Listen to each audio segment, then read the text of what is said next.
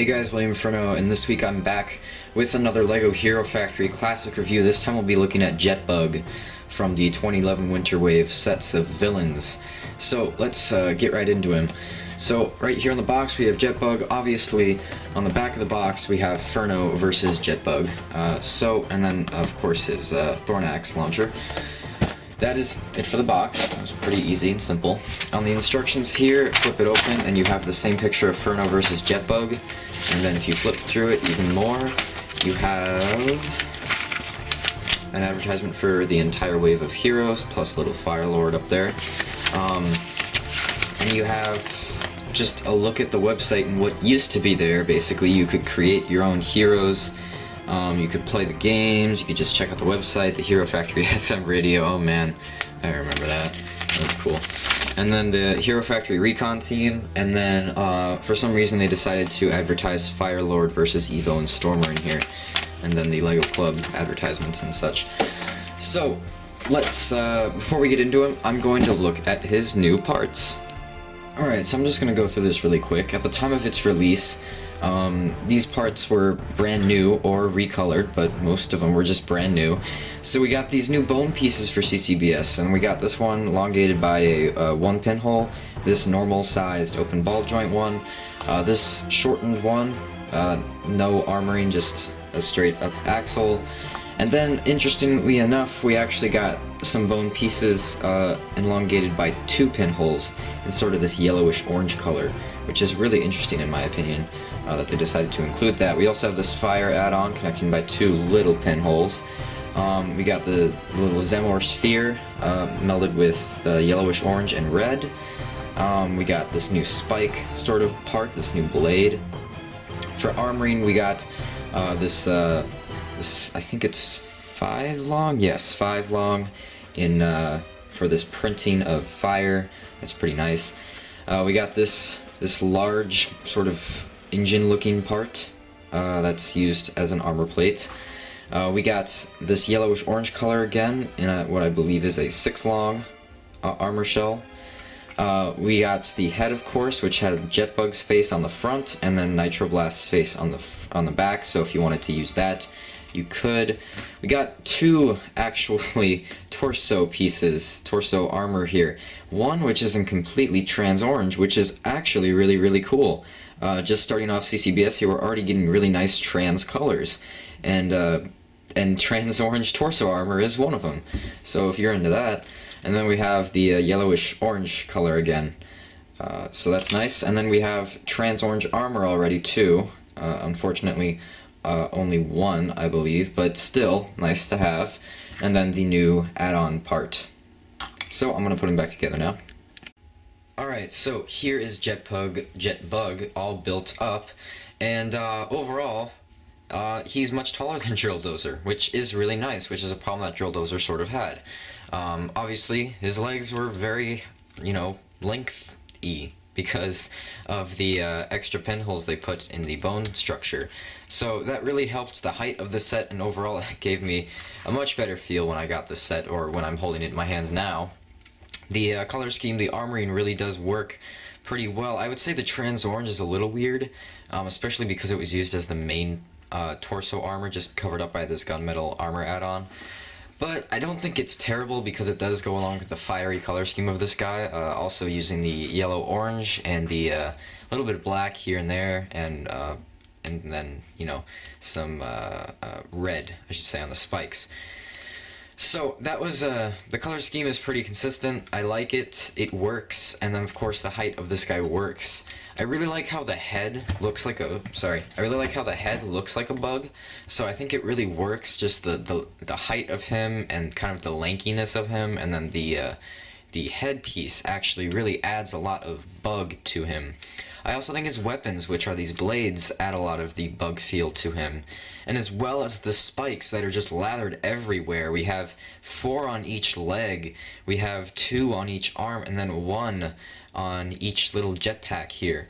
And of course he's Jetbug, so what would he be without a jetpack? So he does have 2 fully articulated packs on his back that work as jetpacks, which they work out really well in my opinion. I think they give the character a more diverse look when you're posing him. You could have him coming from above, you can have these shooting out of the back of his shoulders, you could, well, I just ripped it off, but you can just do so much with this set, honestly. His articulation is really, really nice. You have standard articulation pretty much everywhere, plus the added neck articulation, and of course the articulation on the jetpack. So all in all, it's pretty solid when it comes to just posability and just the villainous feel to the set. And of course his main function is just the sphere launcher, which goes like that.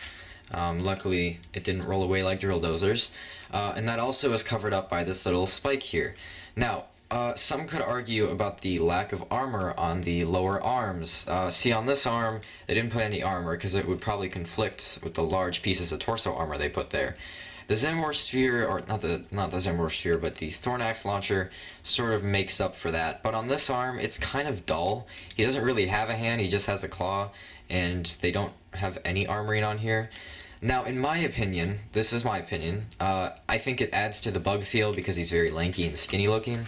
But for some, that might be a problem because it might look kind of annoying, or it might just kind of disrupt the feel of the overall set. He's also pretty symmetrical, not color-wise, but piece-wise. Everything is pretty symmetrical. He has the same sort of size of armoring pretty much everywhere. So he's very symmetrical. He doesn't have a lot of back armor because they hadn't really developed the piece yet that would connect back armor. I know they could have, they found ways to do that in the future. And I feel like they were just testing the grounds here, but there isn't any back armor if that's a con to any of you. And then his pincers can sort of clutch, I guess. They can pinch. They can pinch. Boom. Got the word. Swag. MLG 420. Yeah. I'm feeling it. Alright, anyway. Yeah, Jetbug is just really solid in my opinion. And a personal story with him is that when I got him, my friend came over, and this was, you know, like February 2011. And he came over and he was looking at my new collection of action figures, which were Hero Factories at this point, since I just got into Hero Factory around this time. And he was like, "Whoa, man, what's that one?" And he points over to Jetbug, and I'm like, "That is Jetbug." And he picks him up, and he's like, "Bro, I want like 5 of these for my birthday." And he didn't actually get 5 of them, neither did he get 1. But I remember Jetbug is actually what kind of started him on his journey in Hero Factory. And unfortunately, it did not last. It just wasn't his thing. He got Furno and Stormer 2.0, and then he just kind of fell out of it. He didn't really like it that much.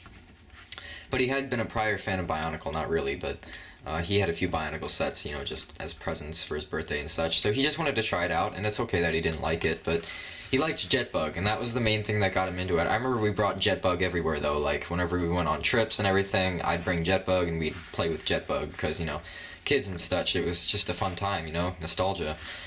So overall, Jetbug not only is a pretty solid set in my opinion, he houses a lot of memories.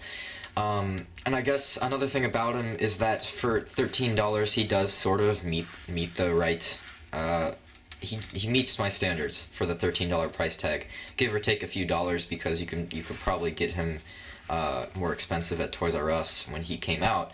But overall, for a start of CCBS on the villains, this guy is also really cool right next to Drill Dozer. I really do like him. I think they did a really nice job just portraying everything really nicely for these fire villains, and so far, just looking back on them, they were actually pretty nice sets, especially compared to some of the stuff we're getting today. So overall, I'd give Jetbug an 8 out of 10 again. He just, you know, he's not perfect, but he's definitely a really nice set to start off the villains for CCBS. And I mean, if you were ever able to find this guy for a nice price, like on eBay or Bricklink, and you were trying to like collect some of the more classical sets from CCBS, then yeah, why not? I mean, he's pretty cool, and honestly, he does bring back a lot of memories for me. I mean, I bet you all have that, like, whether it's Bionicle or Hero Factory, and just the 2.0 wave overall does bring back some nostalgic memories, and this guy housing most of them. So, overall, 8 out of 10. My next review will be on Nitro Blast, and then after that, Fire Lord. I'll see you guys later.